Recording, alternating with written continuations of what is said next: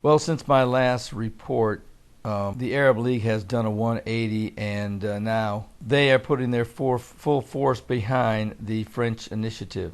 And here's also an article out of Yahoo News from the AP. It says Palestinian leader wants time cap for any talks with Israel. And basically what the Palestinian leader is saying is that if something doesn't happen within a certain time frame, that the French would automatically recognize Palestine as a state. Certainly, we know that this is a one-sided approach or initiative. And let me go ahead and read the article. It says the Palestinian president said Saturday, and that would be Mr. Abbas, that if an upcoming Paris conference succeeds in relaunching the long-stalled Palestinian-Israeli negotiations, it should also set a time cap and mechanisms to implement their resolutions. Speaking to the foreign ministers in Cairo, Mahmoud Abbas also said that the Paris gathering, due June the 3rd, should also set up a monitoring committee to follow whatever is agreed upon.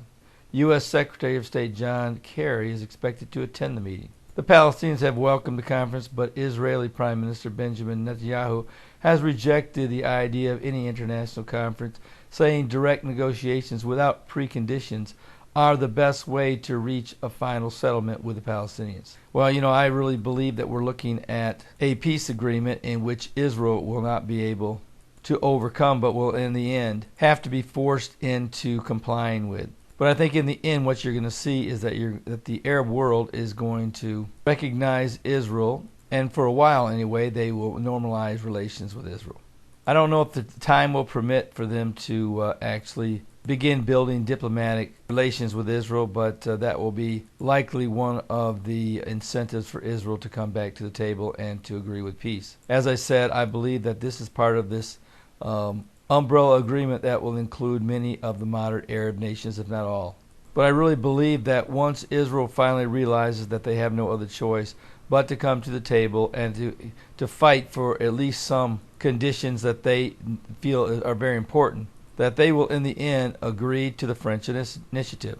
Now how far down the road that will be, nobody really knows. But going on with the article, it says in Cairo, Abbas reiterated Palestinian demands that a future Palestinian state have East Jerusalem as its capital, and that it be established within the borders that had existed on the eve of the 1967 Middle East, when Israel captured the then Jordanian administered West Bank and East Jerusalem. When we need to demarcate these borders, we will be prepared to accept a slight exchange of territory, he told the Arab ministers. He also demanded that all Palestinians jailed by Israel be released, and also said the Palestinians would never recognize a Jewish state as Netanyahu once demanded. The Palestinians recognized Israel in 1993, he recounted, and is sufficient. He rejected proposals made by Israel that under any future deal, Israel would maintain a military presence in the West Bank or on the border with Jordan. The Palestinians, he said, would instead accept NATO forces to monitor security in the area. And truthfully, that's probably what will happen in the end, where there would be some type of international or NATO presence in the West Bank in order to maintain the peace. And certainly Israel's security concerns. But as we've always said, that there's still one thing that's missing before the tribulation period begins, and again, it's still the Temple Mount is still being occupied by the mosque only. And I have never really accepted the fact that at some point in time that the Arab world, in exchange for a Palestinian state, would allow Israel to build their temple next to or alongside the mosque on the Temple Mount. I don't know how that's going to be worked out, and I don't think anybody else does. There's a lot of guessing going on and speculation, and some are even commenting to the effect that they think that it's almost biblical what they're trying to say.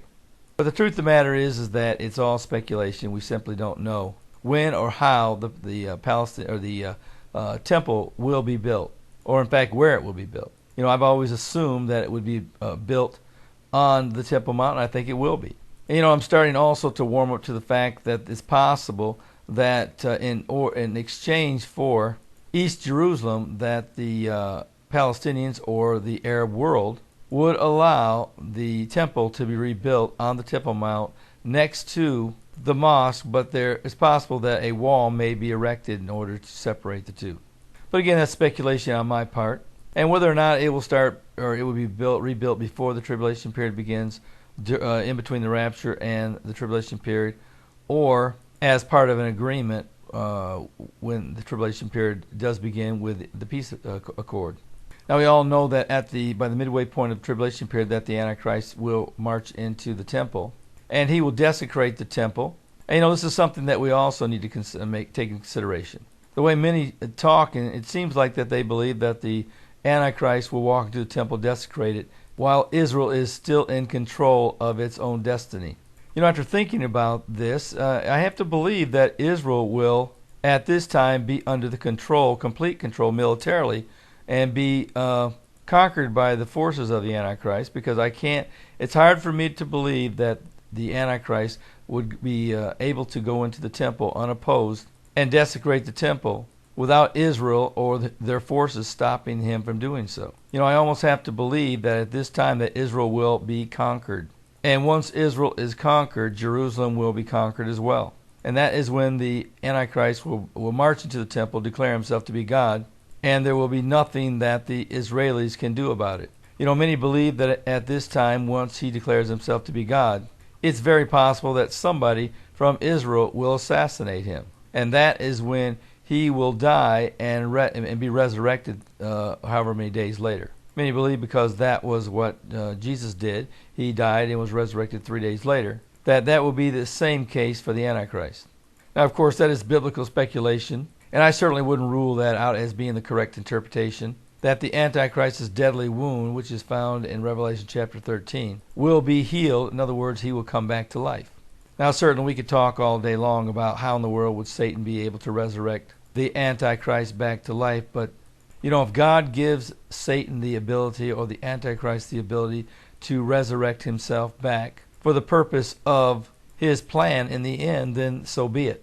This is not the first time that God has given someone who is not one of his own the power of resurrecting the dead. As we know, when Jesus sent out the 12 apostles, Judas was one of them, and every single one of them had the ability to raise the dead and to perform great miracles. So it's not out of the question that at this time that Jesus will give Satan the ability to raise the dead at that point in time for his purpose. But in the end, I believe this is starting to look a lot like Zechariah 12:3, where the whole world is coming against Israel, or should I say Jerusalem. And this whole event is about ready to turn into a cup of trembling. And in the end, Jesus will crush the nations that come against Israel to powder. But that may not be the case until after the midway point of the tribulation period and at his second coming. So this is something that we really need to keep our eyes on and to stay focused on, because this is really what I believe will turn out to be the peace, the future peace that will come through the Antichrist. And certainly, again, that is speculation on my part. But we do know that Daniel 9:25-27 says that the people that sacked and burned Jerusalem would be where the man of sin would come out of. And that is today's revived Roman Empire, or the European Union.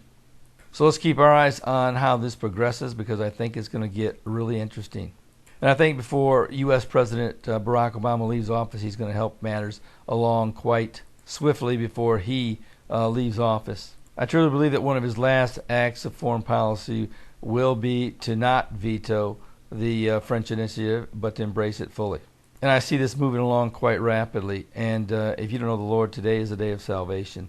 Don't put it off. The Bible says that it's appointed a man wants to die. After that, the judgment. You're going to face God one of these days. It may be sooner than you think. You may not see the rapture of the church. You may not see the tribulation period. You may die today. And if you do, will you spend eternity in heaven, or will you spend it in hell? The Bible is quite clear. There's only one way to God, and that is through Jesus Christ. You can't be good enough to get to heaven, and there's no other religious way to heaven but through Jesus. So I would encourage you to make that decision today. And for those who would like to help bring the gospel and my Tribulation Period Survival Guide to as many languages as possible, right now I'm taking donations. And if you've been thinking about supporting this project, I would encourage you to do so. Get with me, go to my website, or you can go to PayPal and use the account email address of calvaryp@calvaryprophecy.com. Insert the amount and send it on my way, and it will go toward the translation of my Tribulation Period Survival Guide into one of three languages: Russian, French, and Arabic. And someone contacted me today and said that they may very well have a contact who will be able to translate my Tribulation Period Survival Guide into simplified Chinese or traditional Chinese. So that would again add hundreds of millions of readers that are possible through that language. And certainly you Christians who want to leave behind something that they will be able, your lost friends and loved ones will be able to use as a guide through the days after the rapture of the church and on into the tribulation period, you need to get them a copy of my Tribulation Period Survival Guide. Of course, you know about the free copy, but there's also a paperback version that you can purchase that you can personally hand them. Just go down to the description section below this video and follow the links to get a copy of this paperback version. Well, this is Terry Malone with the Calvary Prophecy Report.